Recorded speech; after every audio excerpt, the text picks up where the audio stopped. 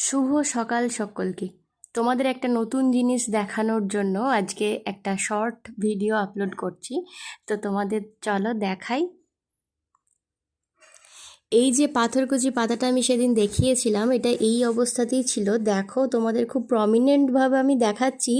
এর যে শিকড়গুলো ছিল, সেই শিকড়গুলো দু চারটে করে বেরিয়েছিল। এখন দেখেছো কেমন থোকা থোকা মতো বেরিয়ে গেছে।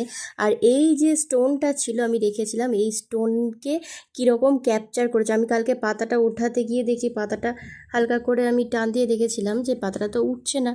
তারপরে আমি আবিষ্কার করলাম এই যে এর যে শিকড়গুলো বেরিয়েছে, এটাই স্টোনটাকে ক্যাপচার করেছে। এই স্টোনটা যেহেতু এর এই যে ফাঁক ফোকরগুলো আছে ওর মধ্যে ও ওই শিকড়গুলোকে জড়াতে শুরু করেছে।